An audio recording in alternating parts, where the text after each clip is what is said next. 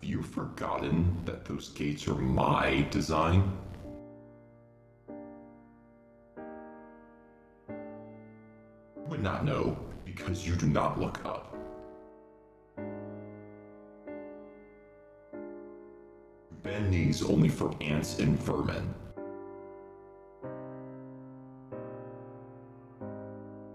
But I have been working on a grander design, a greater gate, to travel greater seas.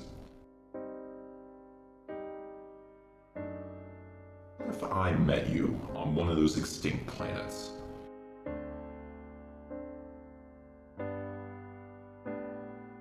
What if I caused the calamities you strive to avoid?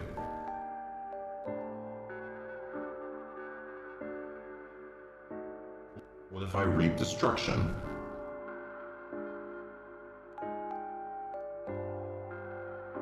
What would you do then?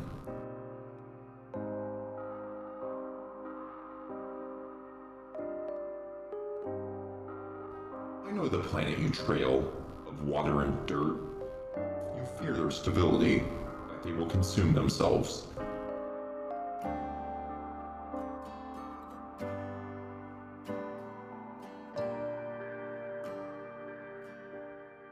Maybe I will go there first. Welcome to Risk Room 2, the game overflowing with beautiful locations, unexpected deaths, and an ungodly amount of coffee. A roguelike action shooter that's infinitely more replayable than AAA titles, and it's made by 3 people.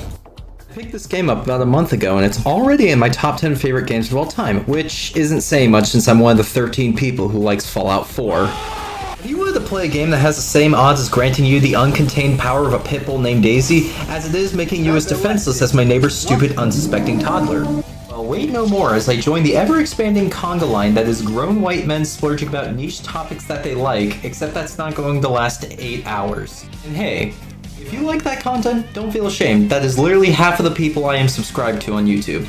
But enough stalling. Let's drop on the Petrichor 5, pray to orange juices that you do not get a bison steak, and be sure to kill every pest you see, because we're going to Risk Rain 2 all over the place.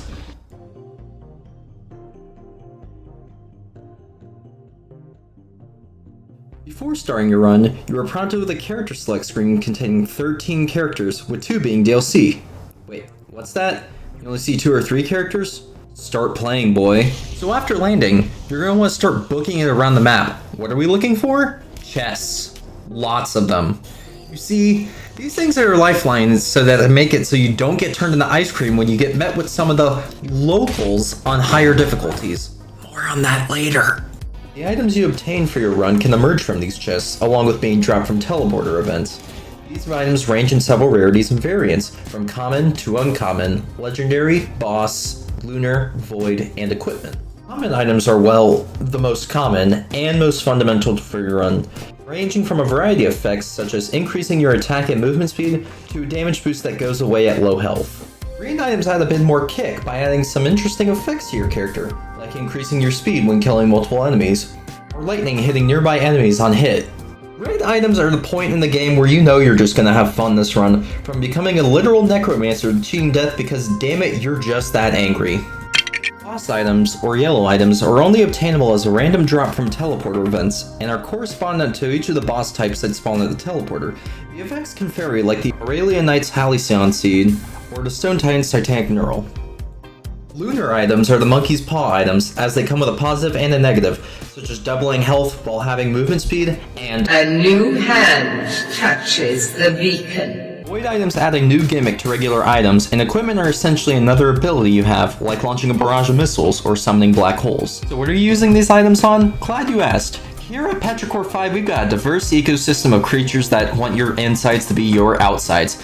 There's fire-breathing lizard folk, giant stone golems, bronzong, tar hillbillies with miniguns, gup, and this bastard. But your items are only as good as the person using them, and who are these people?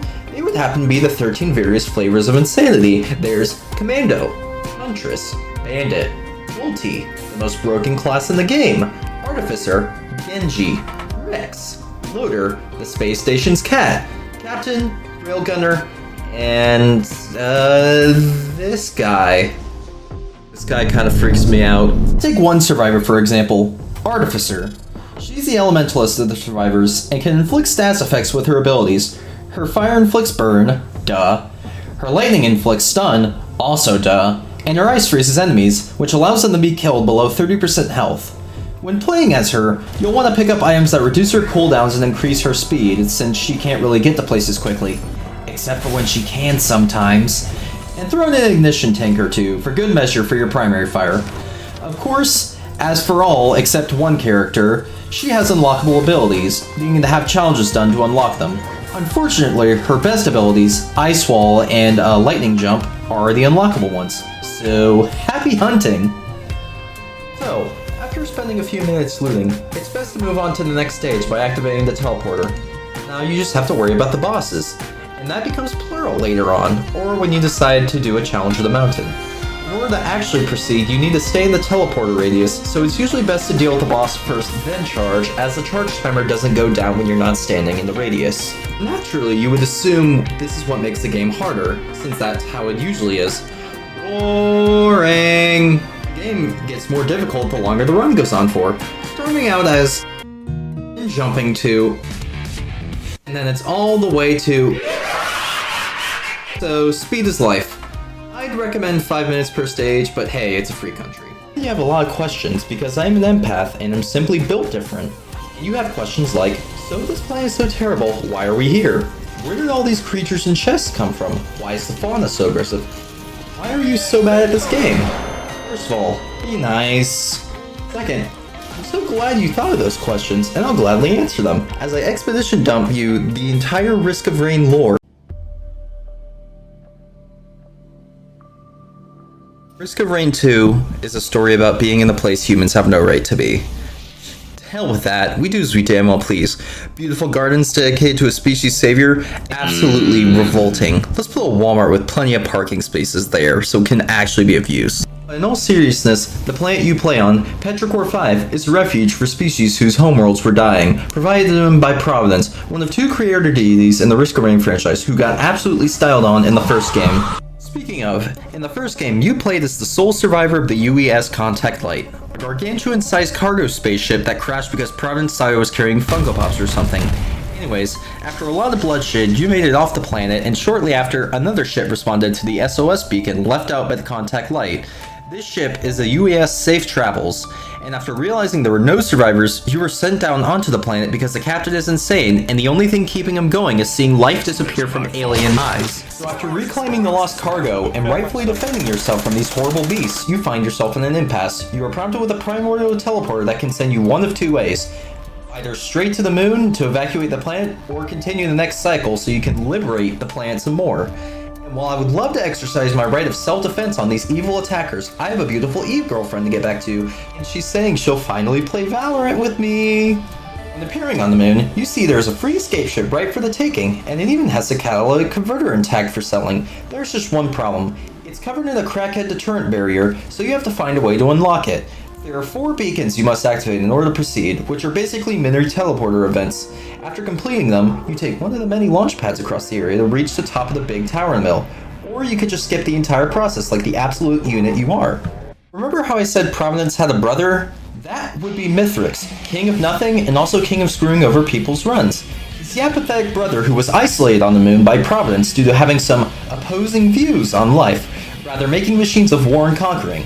To avoid Mithrix's hammer and show him that if anyone's going to absolutely ruin Petrichor 5, it's gonna be humanity. So after 3 phases, Mithrix decides to repossess the items you rightfully stole in an attempt to harness their power. Unfortunately for Mithrix, I already called upon the realest bitch I know, so they're useless for him. After dethroning the world's worst king, you need to start running, because Mithrix threw a hissy fit, and like billionaire and dark sorcerer Elon Musk is going to blow up the moon. That's a nice argument, Senator. Why don't you back it up with a source? My source is that I made it the fuck up. So while avoiding massive flame attacks and avoiding the black hole crabs, you have to power up the escape ship. Wait, what's that? You want to know what happens when you get caught in one of these void explosions? No.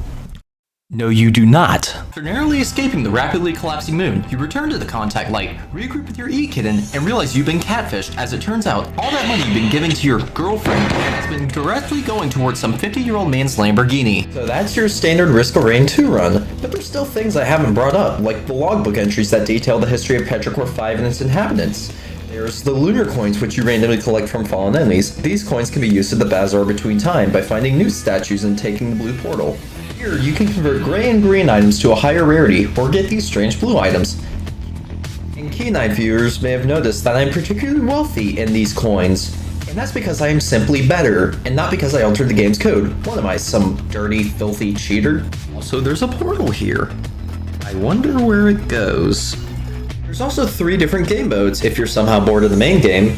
There's Prismatic Trials, a speedrun of the first 2 stages, Eclipse, a progressively difficult set of challenges for future runs, and the Simulacrum, a wave survival mode. And there's still more. The DLC, Survivors of the Void, adds 2 new survivors, a load of new items and enemies, and even a new final boss. There's loads of lore to uncover in this game and the backstory of Petrichor 5, but it's best to uncover it for yourself or watch a lore video, as I've only scratched the surface in a 15-minute video. Now I think it's best to move on to some extras on why I love this game so much.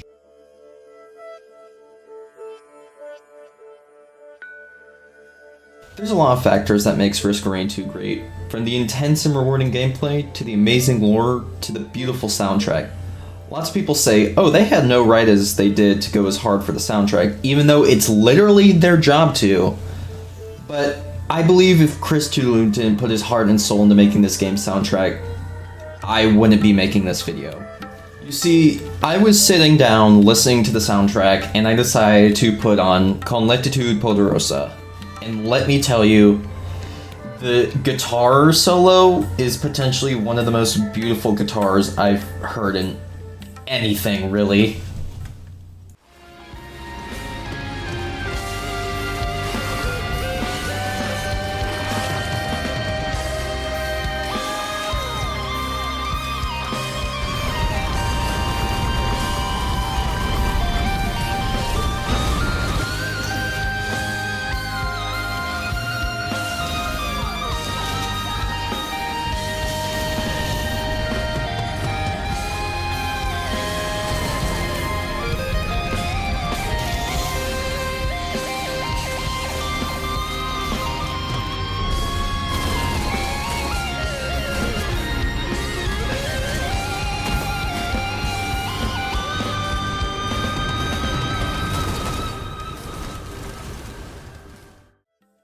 If that, or anything else in this video, hasn't convinced you to at least take an interest in Risk of Rain, then I have no idea what it'll take to convince you. Maybe the various characters with unique abilities for each one, maybe the artifacts that allow you to modify your game run and have different effects. There's also the extensive modding community. Modders have taken this game and done so much with it.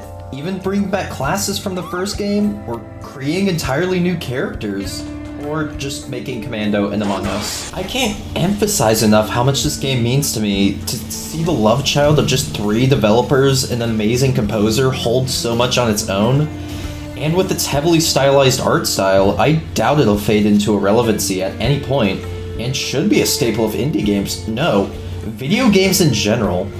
Even if Gearbox is taking the reins, Hopu Games will still be the reason Risk of Rain should be remembered. So spread the word. Tell your friends, your family, your teacher, your boss, pastor, even just some random kids. And when they pull you out of the kindergarten for trespassing, just tell them that Loader is the best class, don't at me. Anyways, I hope you like my spiel, and I do hope you consider picking up Risk of Rain 2. If it's on sale, wait for it to end, because Hopu does deserve the money. Yes, I am a corporate shill. If you don't have any money, sell your grandma's television. It's fine, she would understand. Okay, that's all the time I've got. I've got to get back to playing Risk of Rain 2 on my Nintendo 3DS. Wait, you're still here? Okay, Hopu Games isn't looking. Here's an illegal secret the game doesn't tell you. Different items that affect the same stat are multiplicative off each other, so a crowbar and a watch do 104% damage rather than 95%. Okay, I need to go now. Later, dudes.